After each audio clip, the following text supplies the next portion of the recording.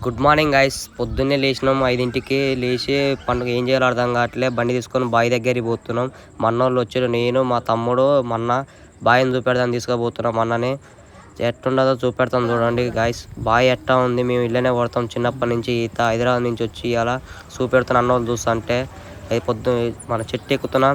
వేప చెట్టు, వేప పుల్లలు వద్దంటే మన్నోళ్ళు వద్దంటే నేను ఇరుస్తూనే ఎక్కి పళ్ళ పుల్ల బ్రష్లు తెచ్చుకున్నాము. నేను ఇరుస్తా మంచిగా ఉంటే చూడండి, నేను తింటా కాబట్టి పళ్ళ పుల్లలు మంచిగా ఉంటాయని చూడండి అని చెప్పి ఇరిసిన పళ్ళ పుల్లలో వేసుకున్నారు.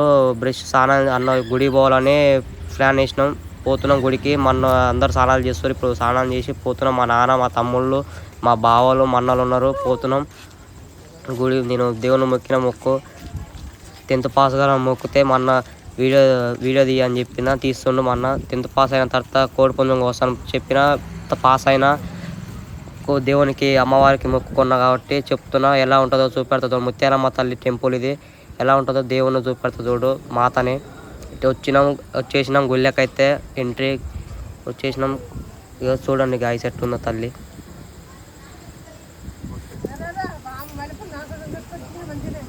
అయితే మొక్కున్న తర్వాత మన కోడిని కోయాలన్నారు. మొక్కున్న నేను 10th పాస్ అయిన తర్వాత తీరుస్తాను తల్లి మొక్కు అని మొక్కి కొబ్బరికాయ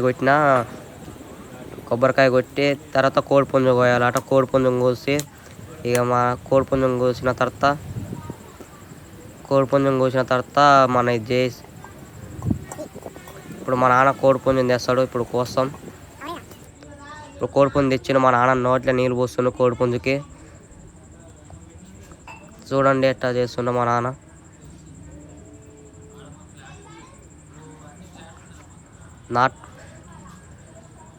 నాటుకోడి అంటారు దీన్ని, అదే పుంజ అంటారు దీన్ని. చూడండి తలకాయ కోసేసిండు మా నాన్న అప్పుడే.